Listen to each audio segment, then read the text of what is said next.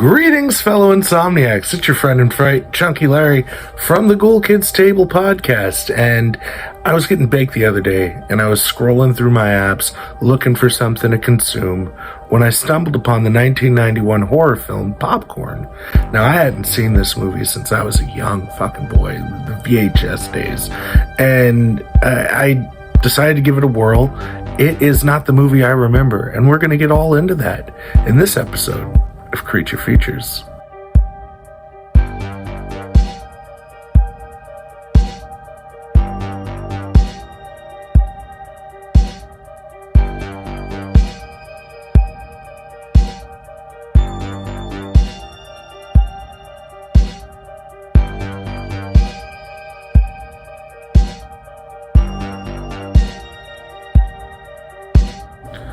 A group of teenagers preparing an old horror movie show in an abandoned theater discover a recording made by an actual murderer who died long ago. Very soon, a shadowy figure resembling the killer starts stalking them one by one. Director Bob Clark was approached to helm this feature, and he had said, I kind of got the horror bug out of my system with Black Christmas, and I'm kind of good. He ended up bringing on his friend, Alan Ormsby, who he had worked on with Children Shouldn't Play with Dead Things. He was set to direct. They had started working on the films within the films. He was so bogged down by the minutia of that it slowed the progress of the production. They had to make a decision. What they ended up doing is taking him out and putting in Mark Harrier, who was in the Porky's films directed by Bob Clark. And Bob Clark essentially directed Mark on directing the film. So he's kind of like pulling the strings while Mark Harrier is the one calling action. He's really the one directing. And it's very much like a Poltergeist thing in that essence, where there's somebody else behind the scenes really pulling the strings and telling people what to do. And you have just this figurehead guy. This film, it feels like two different movies. And I'm sure that some of that has to do with the change in director. I'm sure a lot of it has to do with the change in director, if I'm being terribly honest. But also, it's like the movie doesn't know what it wants to be. Because in certain points, it's supernatural. And in other points, it's a straightforward slasher. And it never really defines what it is. Even in the latter half of the film, it devolves into much more of a straightforward slasher film of the time. And you got to really look at the 90s. At this period of time, this is the beginning of the 90s, and we're at the tail end of the slasher boom.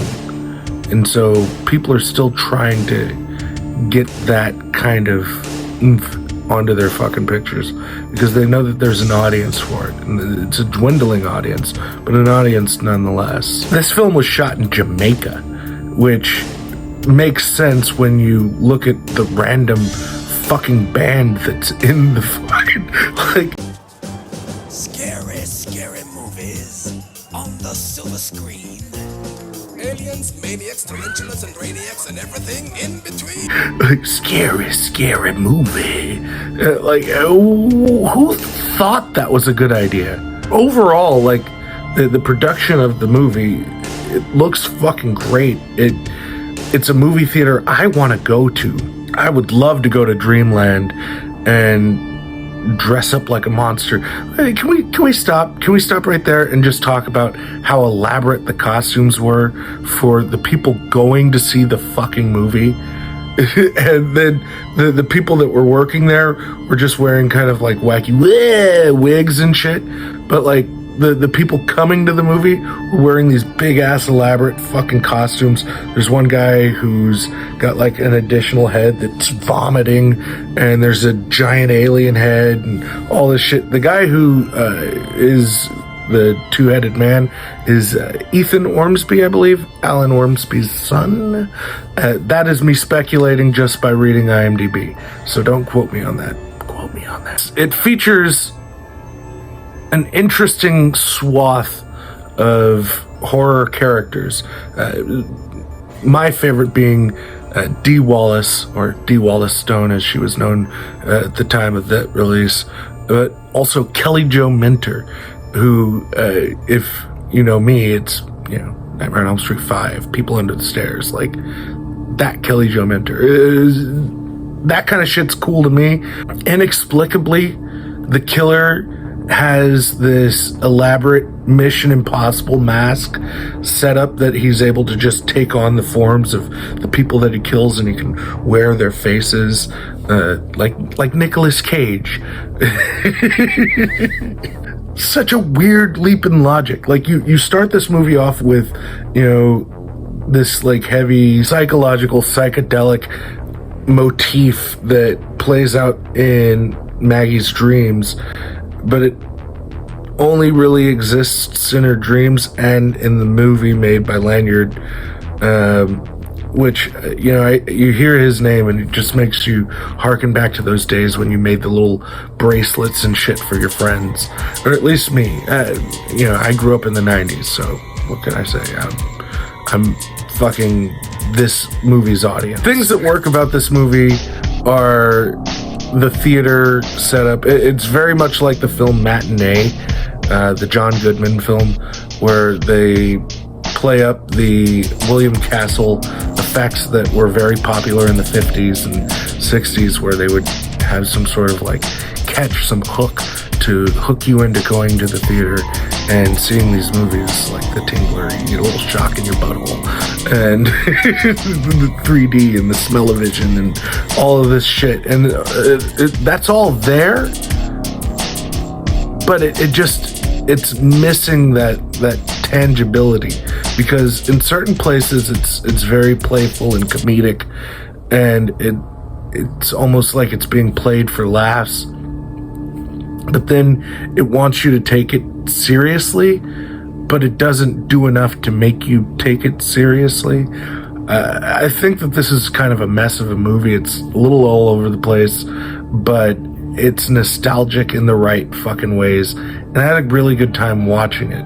I laughed like a loon at the reveal of the killer, because it was very fucking obvious who the killer was. I'm not going to say who it was on the off chance that somebody watching this has never seen it. I definitely recommend giving it a shot. It's available fucking everywhere. Like, wherever you want to watch it, you can watch it. It's a good fucking movie. It's just dumb. I'm going to come in with 2 out of 5 Reapers. I thought that it had stuff that I enjoyed in it, but overall it's kind of a lackluster movie. And the violence is the acting is it lives and it dies by its absurdity, and I think it's worth you giving a chance, because it is very much of its era, and I don't know, that does something for me. But let me know what you think in the comments of the movie, if you've seen it. If you are in the mood to recommend something to me that I should give a chance, review on this show, by all means do that in the comments as well. That is going to do it for us. So for me, again, my name is Chunky. This has been another Creature Features. Listen with someone you trust.